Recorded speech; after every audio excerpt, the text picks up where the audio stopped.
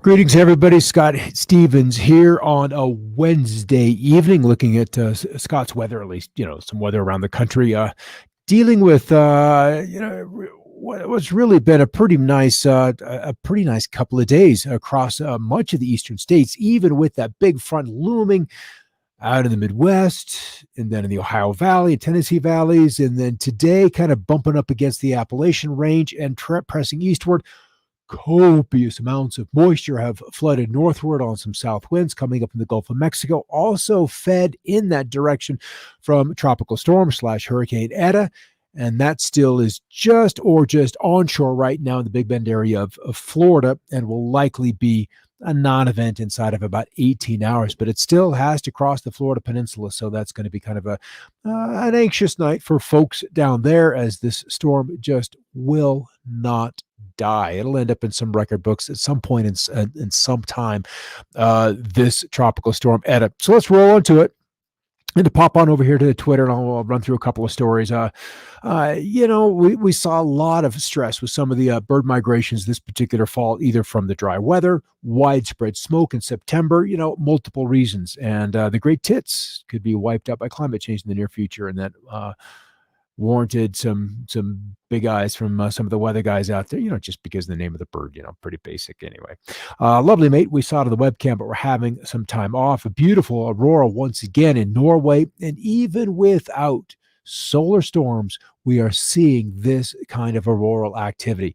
The Earth's magnetic field is down, as typically happens during approaching and during solar minimums, and we're approaching one of those minimums now, as we've saw a minimum in the sunspot count a bit ago. I guess it was probably middle of last year is when we'll see that minimum, though we're not far above that right now.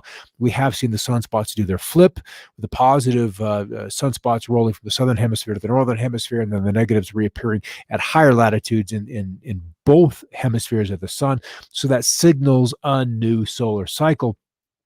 What is not known is just how grand a solar cycle that will become.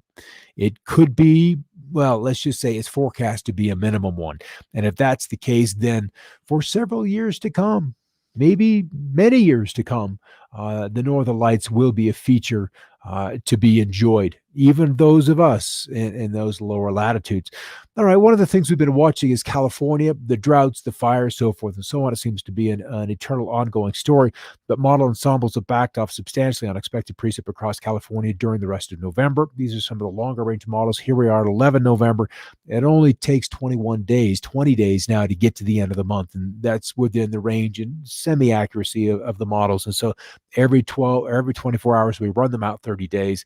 And the ensembles, meaning we've got a data set and we have different variations of a model. We run that data set into all the different models and then average the outcome, just to give us an idea, a rough estimate of what is to come. And this was the models yesterday, out to 360 hours, so 15 some odd days. And then we can see the latest one. When we look into the browns and reds, that's a precipitation over that period as compared to normal.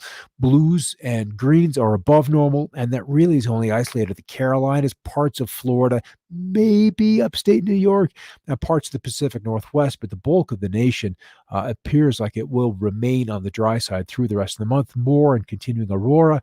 Eta continues to press its way close to the Florida. Its second landfall, remember, just a couple of days ago, I believe it was Saturday, it was cruising through the Florida Keys. Now it's kind of come up along the west coast and is pressing ashore well north of Tampa St. Pete, but that they're still getting the rain tonight. A large and persistent ozone hole currently active over Antarctica, powered by a record cold stratosphere over the southern pole. The South Pole will be releasing an article about this latest ozone development tomorrow.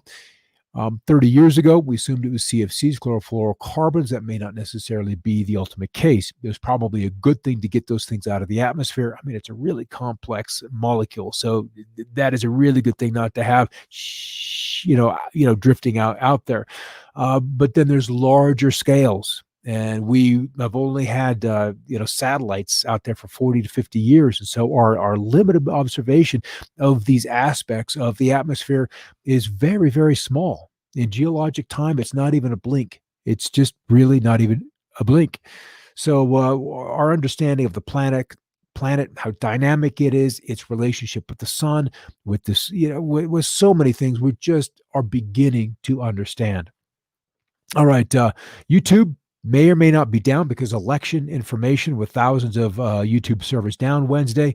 There was a guy who had a dream, and a bulk of the systems would go down from west to east across the country as more election information or misinformation, depending on your point of view, would come to light. And it looks like that's beginning to be borne out tonight. And just 2 hours ago, there was the storm just northwest of Tampa. That's its projected path, probably crossing Jacksonville during the daylight hours tomorrow, and then continuing to weaken rapidly as it gets swept out to sea ahead of this marching cold front that's just pressing across the Appalachians right now. And with that, plenty of winds offshore, and you get the what they call it, the bathtub kind of effect, where you get the wave action in these closed and confined areas.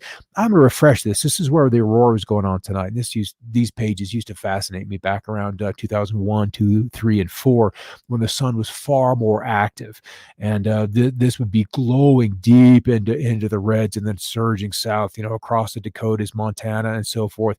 So as we become familiar with data sets and forecasts, and see them day after day after day, then you begin to recognize what is anomalous, what's out of place, what's changed from one day to the other. And in many ways, that is one of the grand skills of meteorology, is just being immersed in the data and beginning to see and recognize things. And when you're in your teens, it's great as you get older. All right, big ridge, jet stream, atmospheric rivers, they call them now, arcing over the Pacific. And then we're going to see a couple of ripples. There's one here, some developing, essentially just peeling off the top, off the top of that very, very fast jet stream. And then those will pour to the northwest. What needs to happen is this ridge drops farther to the south, and that opens up this river, this fast river of Pacific moisture, to pour into the Pacific Northwest. And then we can get some more substantial rains into California. We've gotten some, but it's going to take a little bit to rehydrate the soils and to get it so, the grasses are greener. And the rains we had last weekend, maybe that's all we get for a week. And then that has to be enough to begin to get the vegetation growing again. All right, so what I want to look at here is this field across Minnesota, back across into Nebraska, and for a time 2 days ago, it connected into Colorado.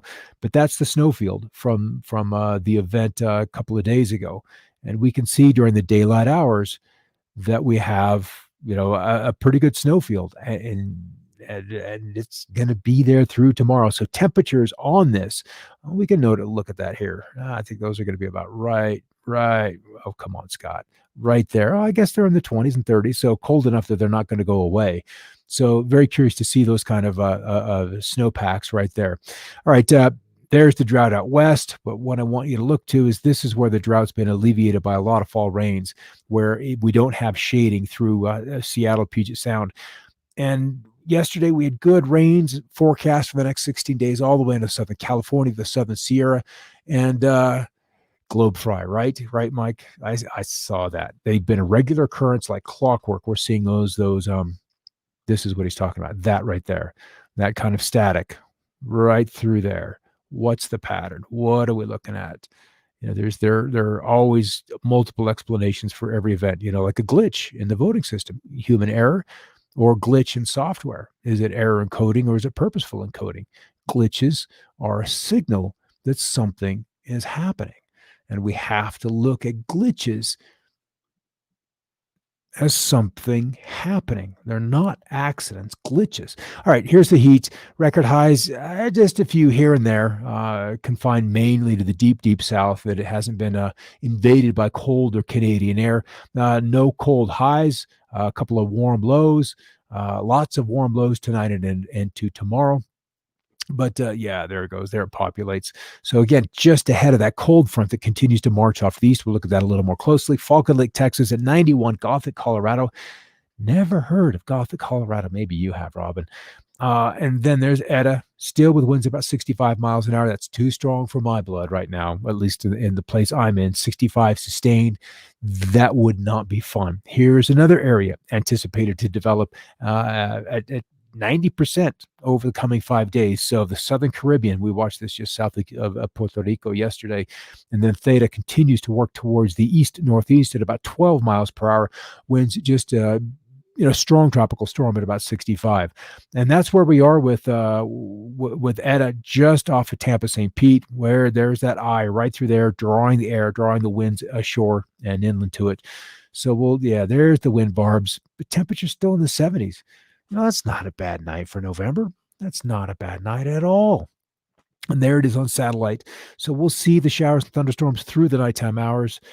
Some light snows in the Dakotas, Nebraska, maybe a little bit of sleet northeast of McCook, Nebraska. And that's a little bit of a close-up. We'll animate this puppy for now and then come down. Look at all these flash flood watches through Dansville, Virginia, east of Roanoke, probably Richmond area as well. And then, of course, into Tampa St. Pete, where there's a lot of cement, a lot of pavement, a lot of roads, and then some rather persistent rain bounds on that area through the nighttime hours. And let's flip over here to drought. I think they have no drought down there. So the streams are not, let's just say they're not thirsty for water. All right, come here.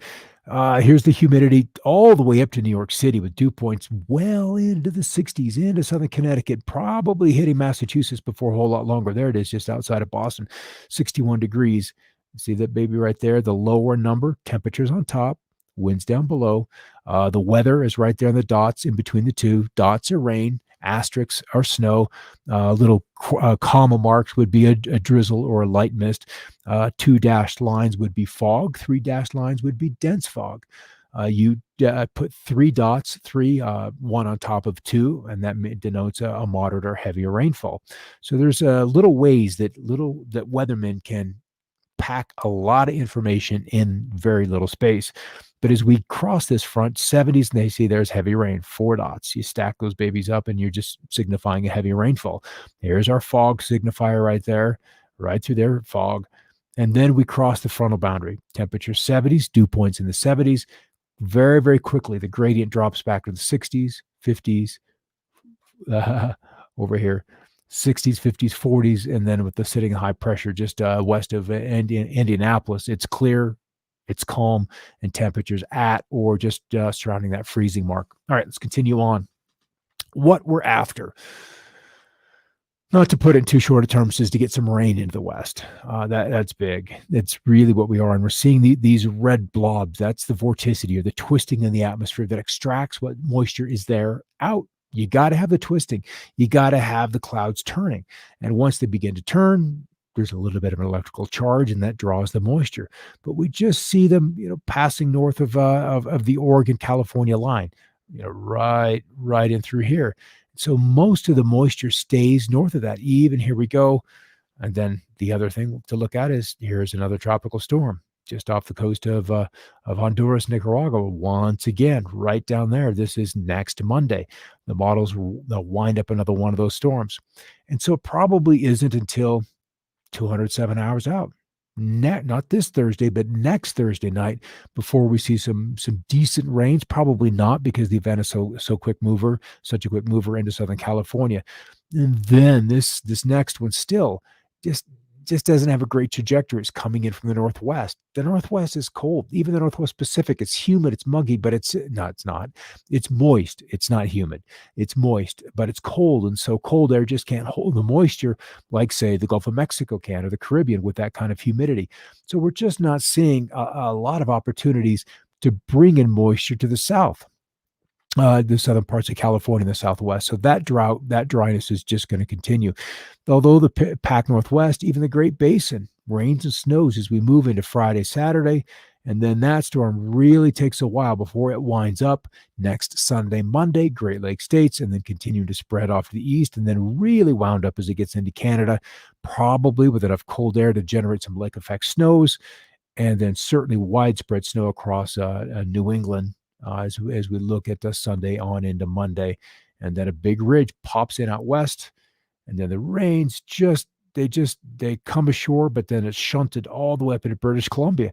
So BC looks good, but not so much California. And then another East Coast storm and New England, this one for Thanksgiving week. And then followed by another one. They all seem to develop east of the Rockies. So the Rockies that have really struggled to get a whole lot of precip in here, just not seeing a whole lot of relief. All right, folks over there, good to see you are there. There you are. Yeah, that was a nice sat fry. I have to agree with that, Mike. That was kind of something else. All right, guys, I'm going to wind this up. We're almost 20 minutes into this, 15 or so. We could round up. That's a long way to round up when you're talking time, especially in TV business. So that's what it looks like right now. Have a great night. I'll be back tomorrow on the Thursdays. We edge one day closer to the weekend and one day closer to knowing something else. All right. We'll talk to you later. Hey, no, that didn't connect. All right.